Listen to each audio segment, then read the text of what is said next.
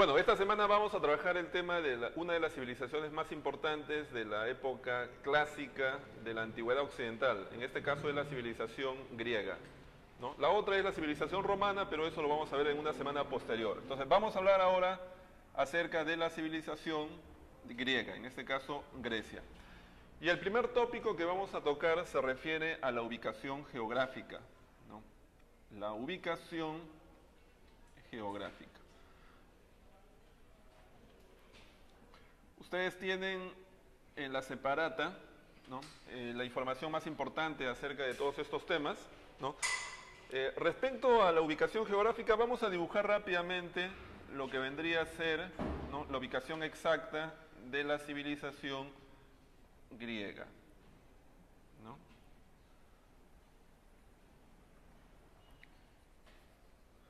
A ver, tenemos aquí entonces el continente europeo, el continente africano y el continente asiático. Esta es la parte del Asia Menor.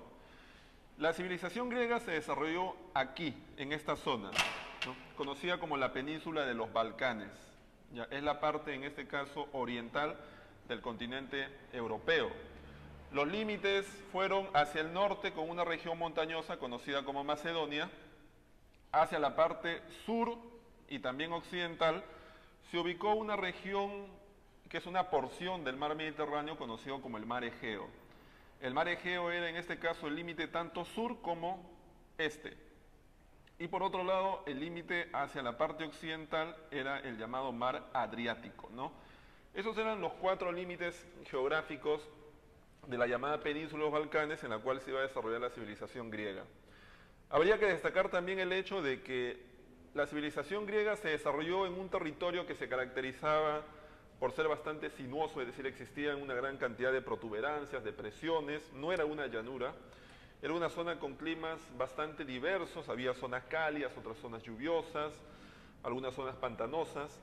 Era además una región que no tenía muchos recursos naturales, eran pocas las tierras que eran muy aptas para la agricultura y los minerales en realidad no habían, digamos, en grandes volúmenes, ¿no? Entonces, una característica muy importante de Grecia, repito, es su falta de recursos naturales.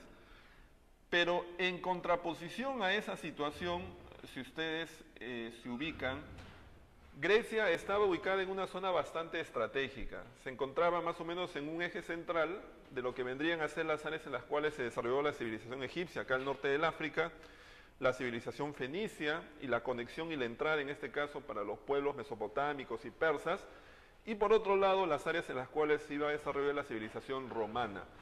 En ese sentido, Grecia estaba en una situación estratégica.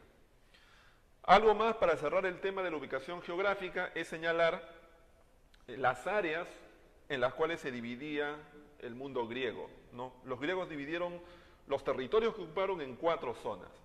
La primera, conocida como la Grecia continental, que fundamentalmente era esta península, ¿no?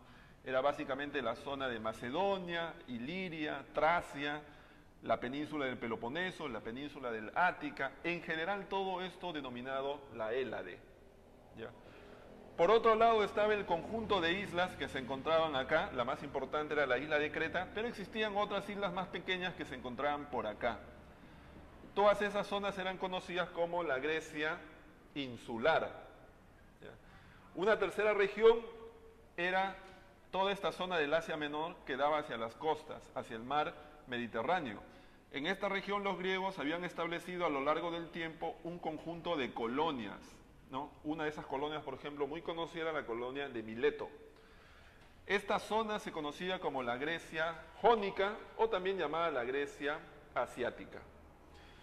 Y una cuarta región del mundo griego estaba ubicado en aquellos territorios hacia la parte occidental que los griegos a lo largo del tiempo comenzaron a ocupar progresivamente. Producto de una serie de necesidades de carácter demográfico, los griegos fueron explorando los territorios hacia occidente y fueron ocupando lo que hoy día vendría a ser la parte oriental de la península itálica, una gran isla que se encuentra aquí, que es la isla de Sicilia, e incluso iban a llegar hasta una región ubicada aquí en lo que actualmente es España, ¿no?, donde fundarían una colonia llamada Gades. Todas estas zonas eran conocidas como la Grecia Magna, la Grecia Occidental, ¿no? Debido a que era la zona más distante, pero que también tuvo presencia de colonias griegas. Entonces, ese tópico es importante tenerlo presente, ¿no? Un segundo punto que vamos a abordar se refiere a las etapas históricas. A las etapas históricas. ¿No?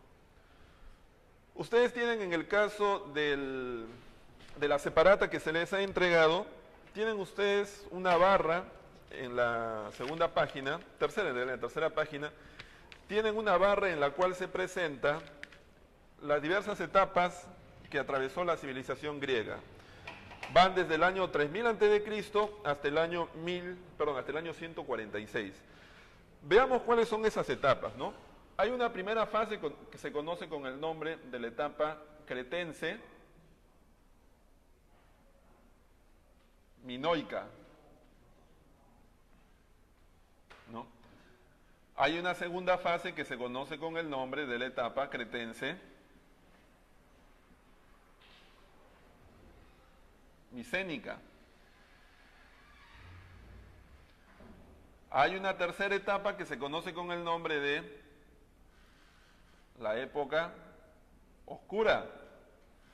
Hay una cuarta etapa que se conoce con el nombre de la época arcaica. Y una última etapa que se conoce, una quinta etapa que se conoce con el nombre de la época clásica.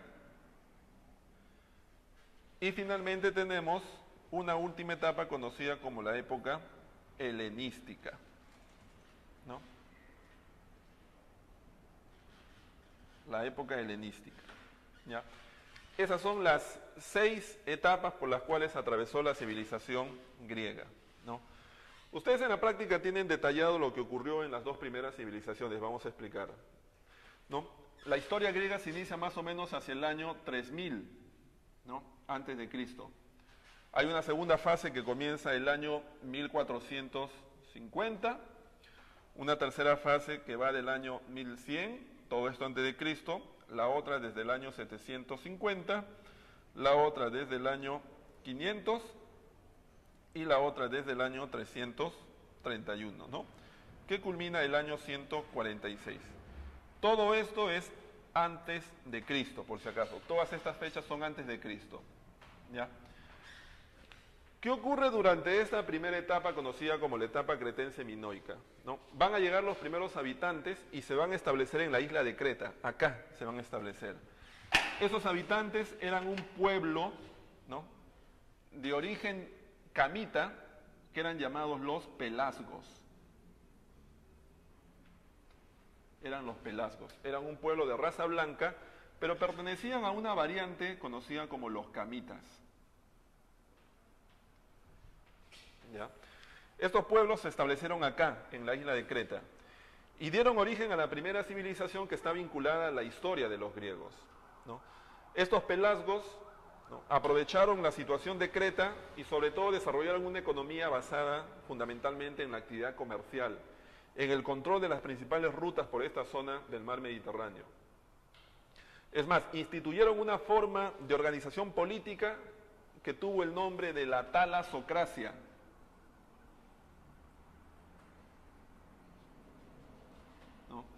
que es el gobierno de la gente que está vinculada a los negocios comerciales, marítimos, ¿ya? Esa fue la forma predominante de la política en la civilización minoica. Se denomina civilización cretense minoica porque el área geográfica en la cual se desarrolló fue la isla de Creta y porque los reyes en esta época se conocían con el nombre de los minos, ¿ya? Además habría que señalar que en este periodo se construyeron palacios, los más conocidos, por ejemplo, los palacios de Nosos, el palacio de Faestos, y una práctica muy importante a nivel cultural en este periodo es que las paredes de estos palacios eran adornados con frisos, con frescos, en los cuales muchas veces se representaban parte de la religión, parte de lo que era el imaginario, las creencias de estos habitantes.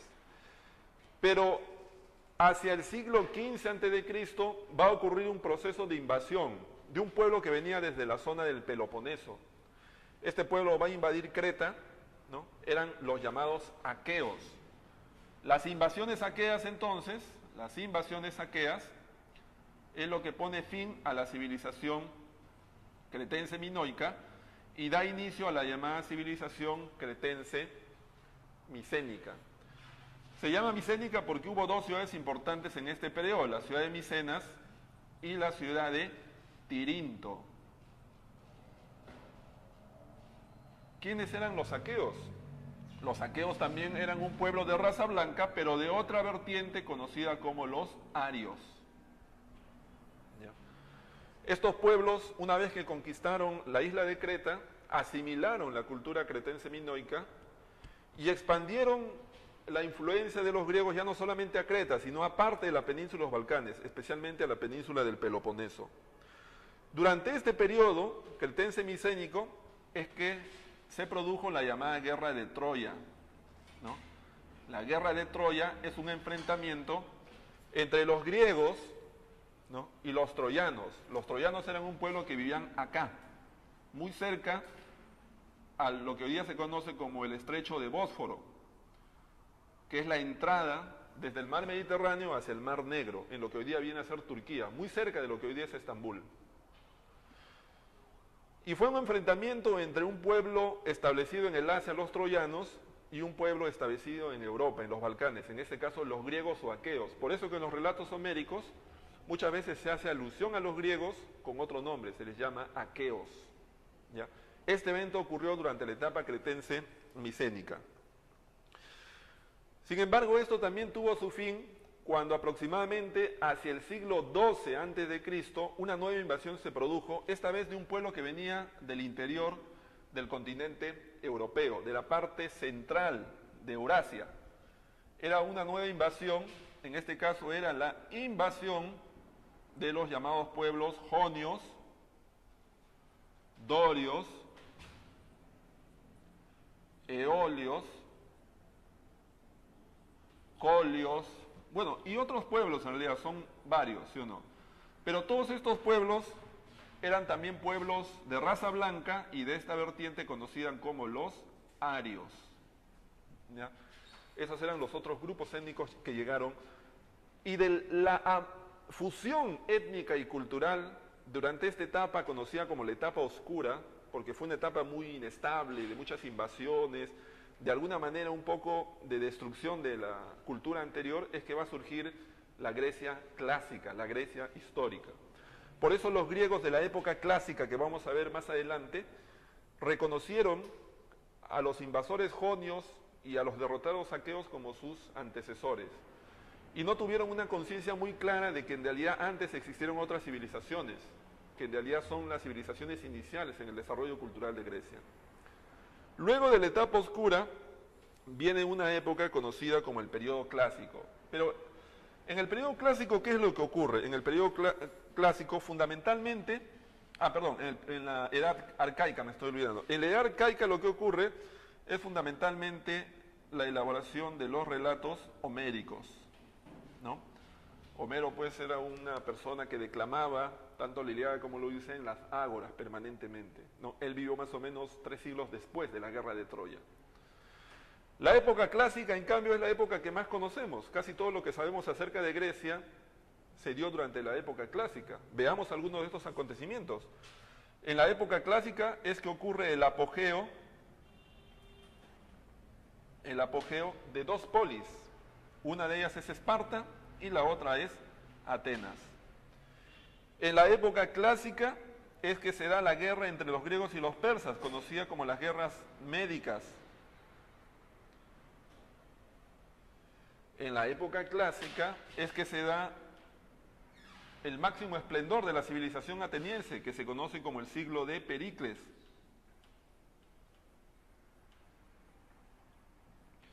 Y finalmente en la época clásica es que se da el enfrentamiento entre un conjunto de polis lideradas por Atenas y otras polis lideradas por Esparta, que se conoce con el nombre de las guerras del Peloponeso.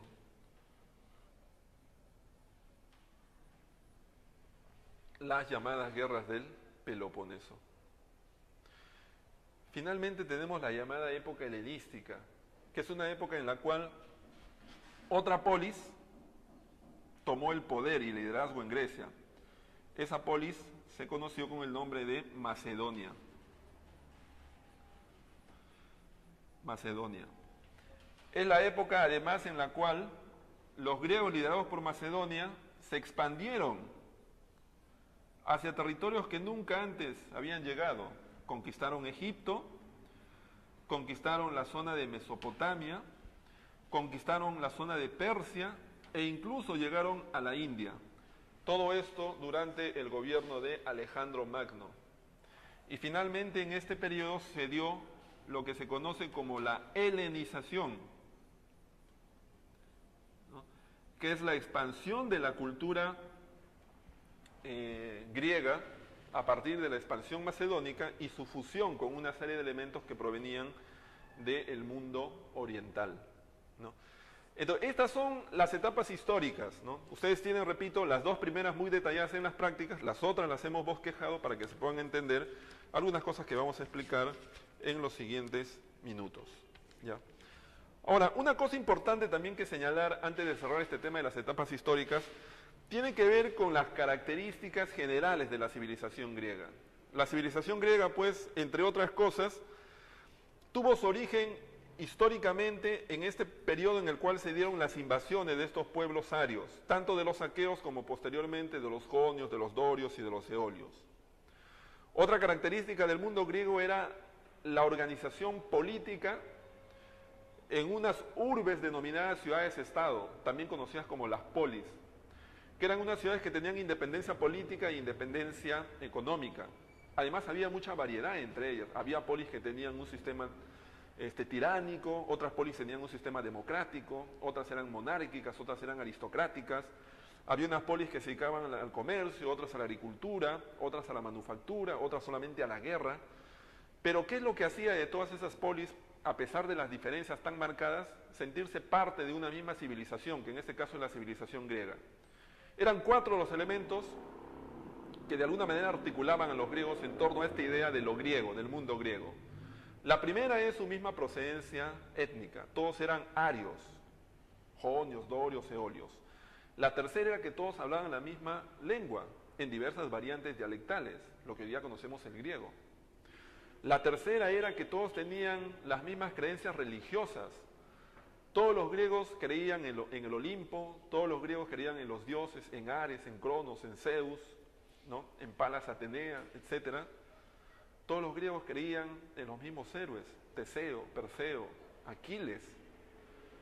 Y el cuarto elemento era que todos los griegos participaban de unas festividades que periódicamente se realizaban en Grecia en honor a alguna divinidad, como por ejemplo las Olimpiadas en honor a Olimpo, o las Paletenaicas, o las Dionisíacas.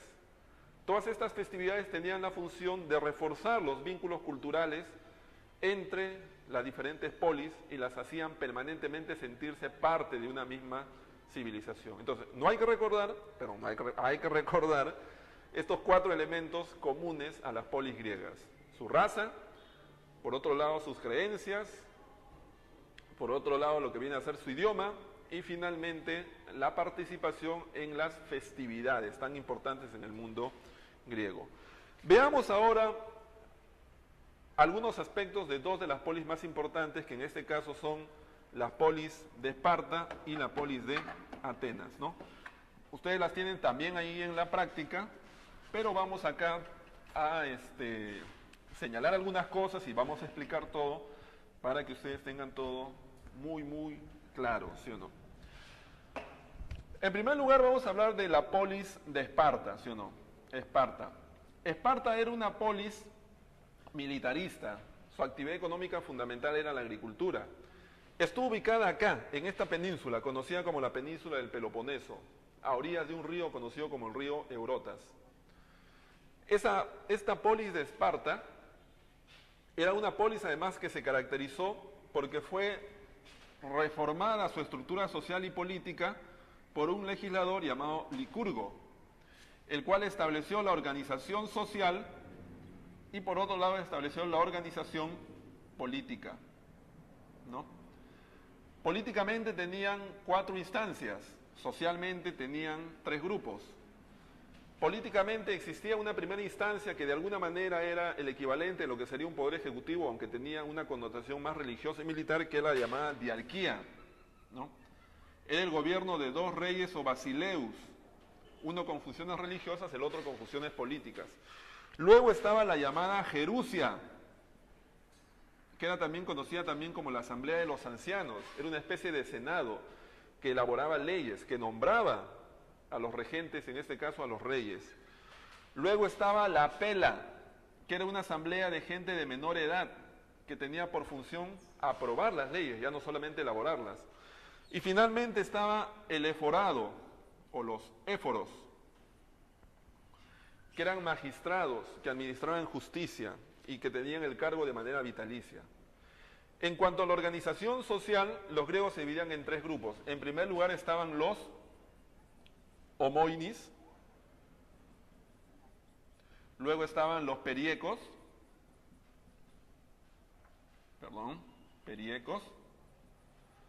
y finalmente estaban los hilotas.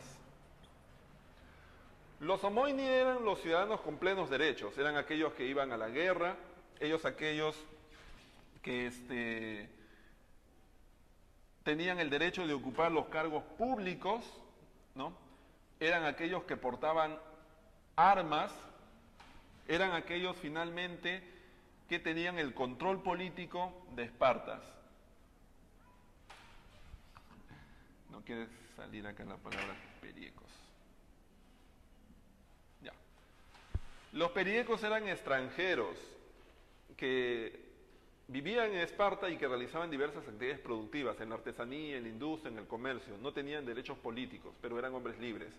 En el caso de los hilotas eran personas que tenían la condición de esclavos, debido a que no habían podido pagar sus deudas, o por ejemplo, habían sido prisioneros en las campañas militares de los espartanos, ¿no? Pero una característica de la esclavitud en Esparta era que los esclavos eran una propiedad del Estado, no eran una propiedad privada. La otra polis era Atenas, ¿no? Atenas era una polis formada por invasores de origen jonio. Se habían establecido en esta zona, la península del Ática, y tenían un puerto muy importante que era el puerto del Pireo, que daba hacia el mar Egeo, ¿no? Lo cual les dio también mucho poder, y su actividad económica fundamental fue el comercio. Atenas tuvo una forma de evolución política a lo largo del tiempo evolucionó políticamente hasta llegar a lo que se conoce como la democracia.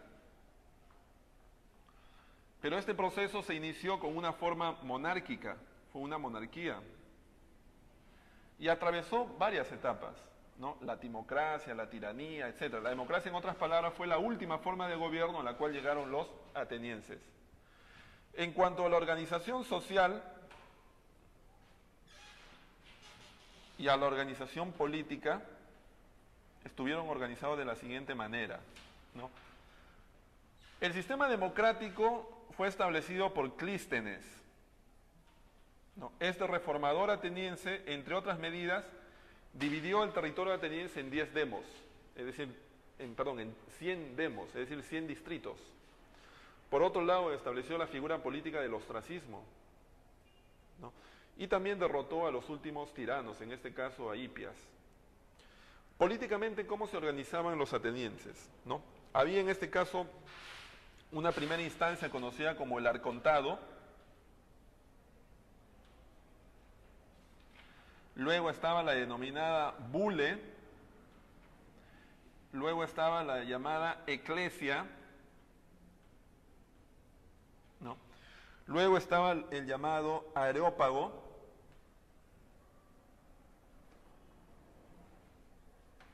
y finalmente estaban los llamados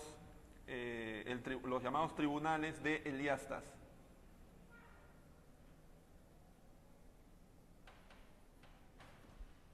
¿No? Esas eran las 5 instancias de la política ateniense. El arcontado eran magistrados, eran 9 magistrados que ejecutaban los acuerdos de la bula y de la eclesia, eran algo así como el poder ejecutivo.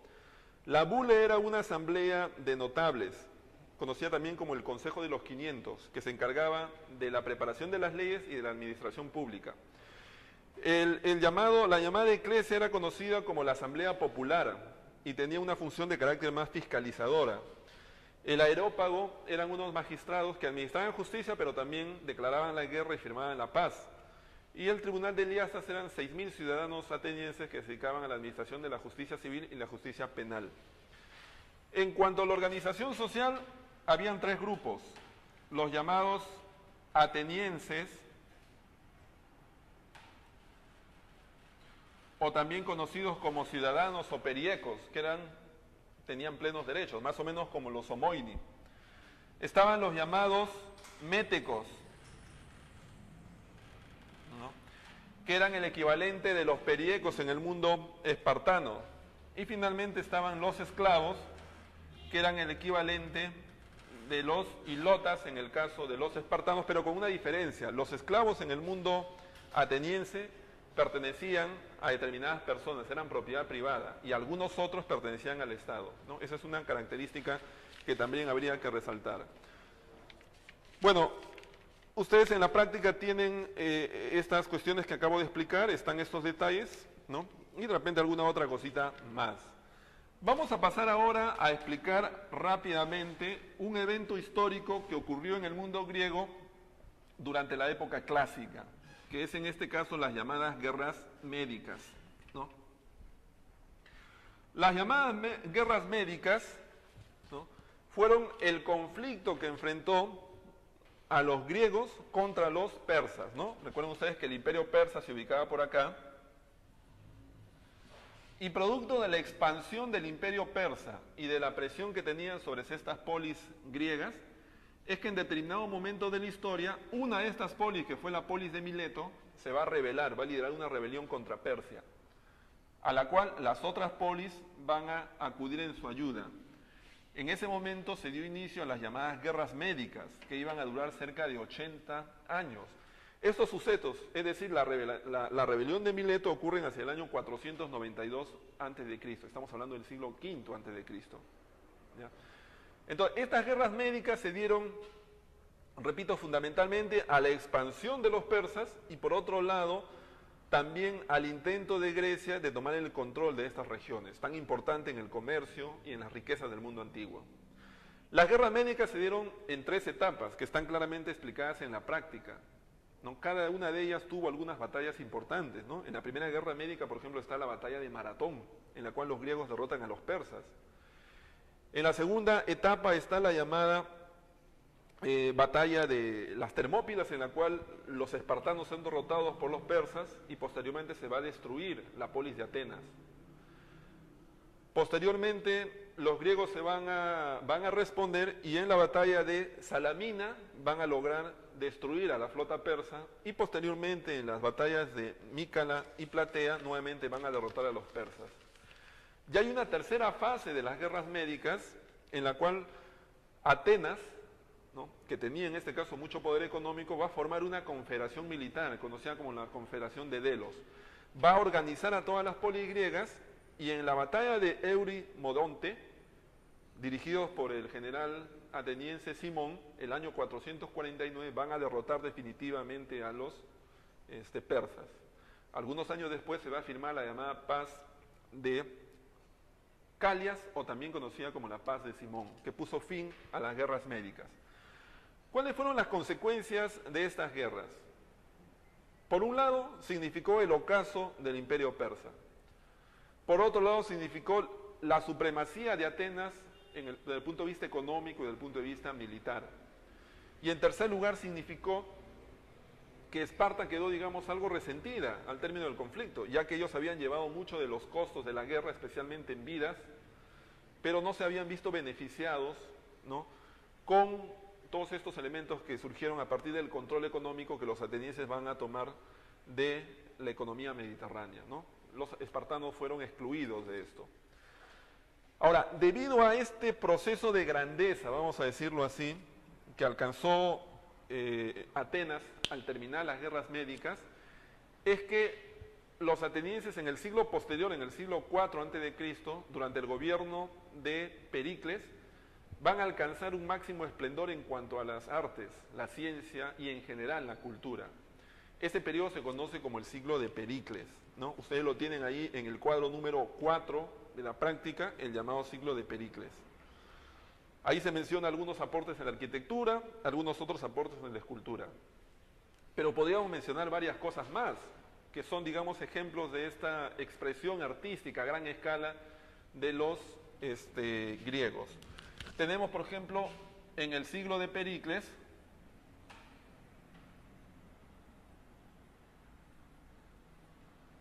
tenemos, por ejemplo, en el campo de la oratoria, ¿no? Tenemos a Demóstenes, que fue un orador y político griego, ¿no? Autor de las famosas Filípicas. Tenemos, por ejemplo, a Alcibiades y el propio Pericles, que fueron grandes oradores y exitosos políticos. Luego tenemos en el campo de la medicina a Hipócrates, que es considerado el padre de la medicina. En el campo de la historia tenemos a Heródoto, el padre de la historia. Tenemos a Tucídides, autor de una obra conocida como La Historia de la Guerra del Peloponeso. Tenemos también aquí a Jenofonte, autor de una obra llamada La Expedición de los 10.000 o Anábasis. Tenemos también en el campo del teatro, que era una actividad que causaba mucha pasión en Grecia. Era una actividad, digamos, que convocaba mucho la atención de la gente. Tenemos ahí algunos, como por ejemplo Esquilo, autor de Prometeo encadenado, recuerden esto. Tenemos también el caso de Sófocles, autor de una tragedia muy conocida llamada Edipo Rey. Tenemos el caso de Aristófanes,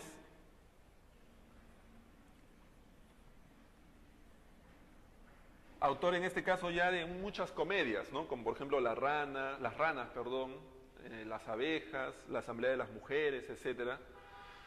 Y podríamos mencionar muchos más en el campo, por ejemplo, de la geografía: Estrabón, Eratóstenes, Ptolomeo, ¿no? Eratóstenes fue la primera persona que calculó la circunferencia de la Tierra simplemente a partir de una serie de deducciones, haciendo los cálculos de la curvatura de la superficie terrestre y por otro lado de la distancia que existían entre dos lugares a la misma hora, ¿no? Uno en Egipto y el otro en Grecia. Entonces son algunos aspectos más del siglo de Pericles a los que ustedes tienen en su separata. Luego está el tema de la religión griega, que tuvo tanta importancia también. La religión griega se caracterizó por ser politeísta, había muchas divinidades. Por otro lado, por ser una religión de carácter antropomorfa, es decir, los dioses tenían figura humana, exaltaban además la belleza corporal, la simetría. Y finalmente era una religión animista, en la medida en que los dioses representaban determinados elementos o sucesos de la naturaleza: el trueno, el mar, el viento, etc. Existían por un lado los dioses, ¿sí o no? Ustedes tienen ahí en una de las páginas de la práctica, está Zeus y Hera, las dos divinidades principales. Está Poseidón, el dios de los mares. Está Hades, el dios de los infiernos. Luego hay un conjunto de dioses de segundo orden, ¿no? Ares, el dios de la guerra. Afrodita, la diosa de la belleza. Hermes, ¿no? El dios de los mensajeros, de las buenas nuevas. Está Demeter en este caso, que es la diosa de la fertilidad, de la fecundidad, etcétera, entre otros dioses. Pero junto a los dioses, la religión griega tenía en este caso a los llamados héroes, que eran seres humanos que habían sido dotados de ciertas virtudes, de ciertos poderes, ¿no? Por los dioses. Algunos de los más importantes eran, por ejemplo, Hércules, que gozaba de una gran fuerza, Teseo, que logró engañar al Minotauro en el laberinto y logró escapar de él, Edipo, que logró responder las preguntas que siempre la Esfinge hacía a los hombres que se le acercaban, y por otro lado Teseo, que también pudo derrotar a la Górgona, o también conocida como la... ¿Se acuerdan ustedes que mencionamos eso en las clases anteriores? Esta mujer que tenía una serie de serpientes, ¿no?, en el cabello, ¿no?, la famosa Medusa, ¿no? Bueno, luego están las llamadas guerras del Peloponeso, que también ocurrieron en la época clásica. Las guerras del Peloponeso son las guerras civiles que enfrentaron a dos polis griegas. Por un lado, la polis de Esparta, que lideró un conjunto de polis bajo la denominada Confederación del Peloponeso, y por otro lado, la polis de Atenas, bajo una confederación conocida como la Confederación del Delos, ¿no? Estas dos confederaciones se enfrentaron, ¿no?, desde el año 431 hasta el año 404, ¿no? Y esta guerra fue una guerra en realidad bastante devastadora para el mundo griego. Se inició cuando una de las polis apoyadas por Esparta, que era la polis de Corinto, atacó a una polis apoyada por Atenas conocida como Córcira, ¿no? Producto de ese enfrentamiento es que se iniciaron un conjunto de guerras que están acá también señaladas en la práctica. Lo podemos resumir de la siguiente manera. Inicialmente Esparta invadió la península del Ática. Coincidentemente con eso se generó una peste que incluso el propio Pericles murió durante esta enfermedad, ¿no? Atenas fue tomada. Como represalia, Atenas intentó capturar la isla de Sicilia, que era una zona en la cual los espartanos tenían sus recursos agrícolas, pero en el trayecto la flota fue devastada por un mal tiempo y finalmente se hundió. Además hay que también hacer notar que en esta guerra al interior de Grecia, sin embargo, participaron indirectamente los persas, ya que vieron en estos conflictos una forma de influir en la política interna de Grecia. Apoyaron a varios de los bandos, especialmente a los espartanos, ¿no? Finalmente la guerra la ganó los espartanos. Militarmente derrotaron a los atenienses, destruyeron el sistema democrático, instauraron un sistema aristocrático, pero el costo de la guerra fue para todos en realidad. Tanto así que luego de ese periodo se inició una época de crisis económica, política y militar en parte en el mundo griego. ¿Qué más podemos mencionar? A ver, respecto a estos temas. Finalmente hablemos de la época helenística. En la época helenística habíamos mencionado que se dio la hegemonía de Macedonia, ¿no? Vamos a ver, la época helenística es posterior a la época clásica. Aquí se dio la hegemonía de Macedonia, ¿no?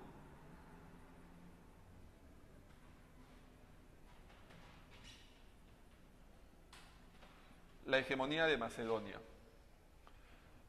se dio durante el gobierno de dos reyes, ¿no? Uno de ellos conocido como Filipo II y el otro llamado Alejandro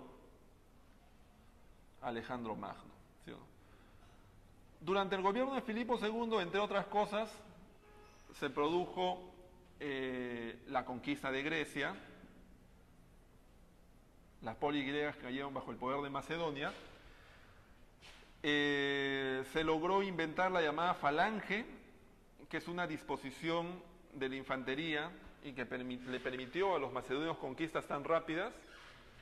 Y por otro lado se formó la llamada Confederación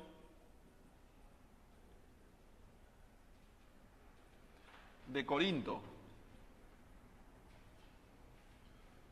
liderada por los macedonios en contra de los persas. Durante el gobierno de Alejandro, ¿qué se dio? ¿No? En primer lugar, se dio la expansión de los griegos, liderados por los macedonios, hacia Egipto, Fenicia, Mesopotamia, Persia y la India, ¿ya?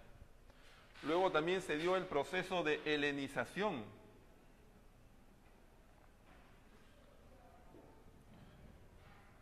¿no?, a través del cual, como señalábamos al inicio de la clase, los griegos finalmente expandieron su cultura hacia el Asia y de alguna manera esta se fusionó con muchos elementos de la civilización asiática. Todo este proceso ocurrió durante el periodo helenístico, ¿sí o no?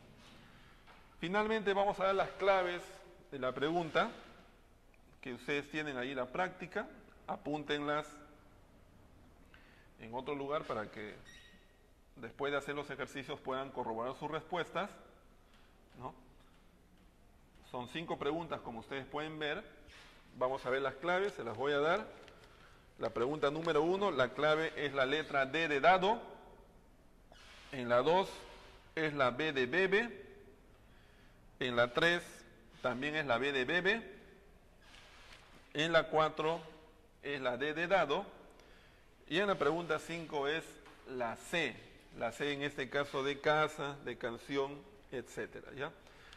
Entonces, esos son los temas que hemos trabajado esta semana, corresponden a la civilización griega, ¿no? Y nos vemos la próxima semana. Gracias.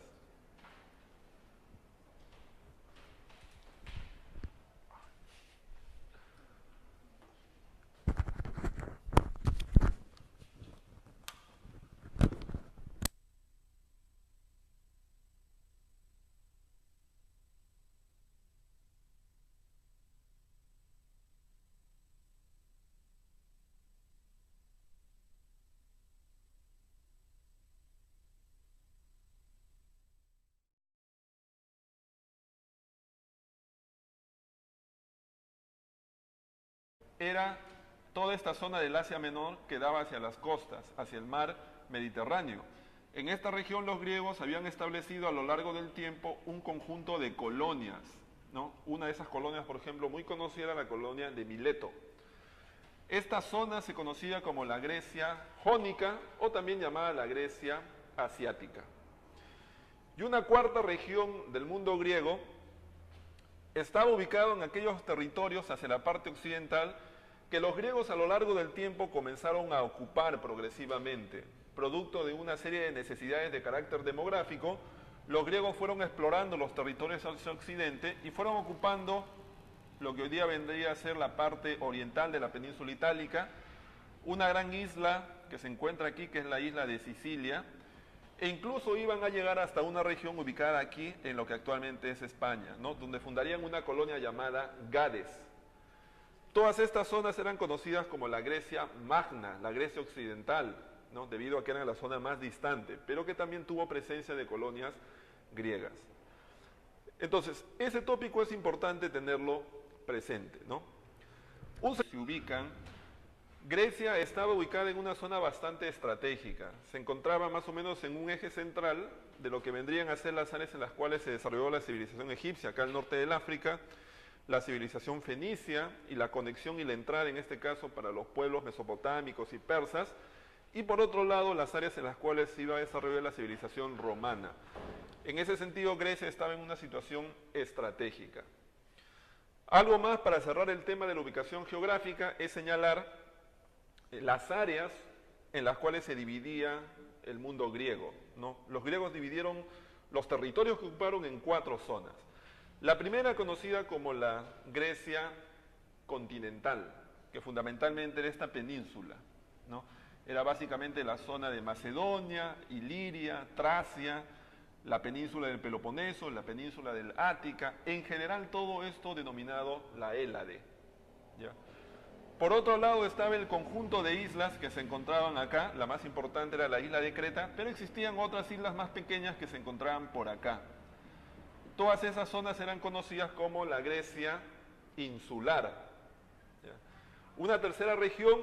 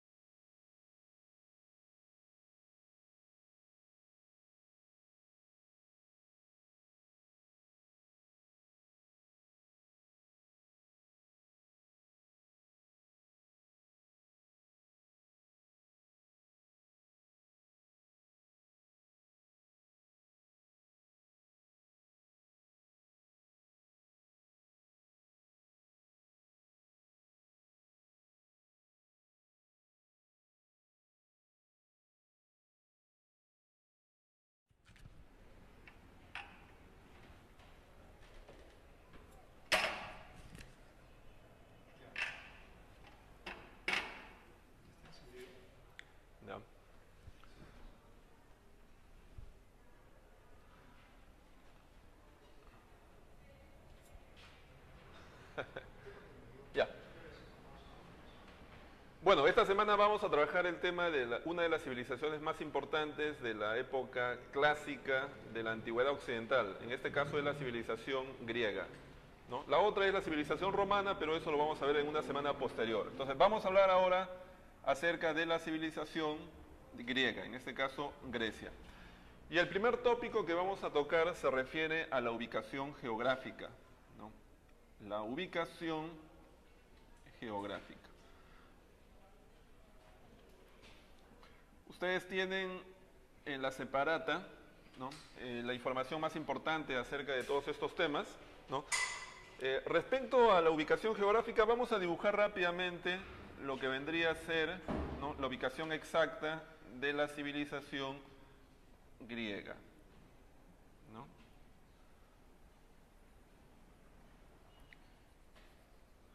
A ver, tenemos aquí entonces el continente europeo, el continente africano y el continente asiático. Esta es la parte del Asia Menor. La civilización griega se desarrolló aquí, en esta zona, ¿no?, conocida como la península de los Balcanes. Ya, es la parte, en este caso, oriental del continente europeo. Los límites fueron hacia el norte con una región montañosa conocida como Macedonia, hacia la parte sur y también occidental se ubicó una región que es una porción del mar Mediterráneo conocido como el mar Egeo.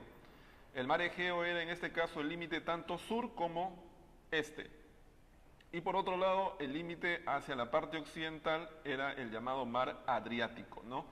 Esos eran los 4 límites geográficos de la llamada península de los Balcanes en la cual se iba a desarrollar la civilización griega. Habría que destacar también el hecho de que la civilización griega se desarrolló en un territorio que se caracterizaba por ser bastante sinuoso, es decir, existían una gran cantidad de protuberancias, depresiones, no era una llanura, era una zona con climas bastante diversos, había zonas cálidas, otras zonas lluviosas, algunas zonas pantanosas.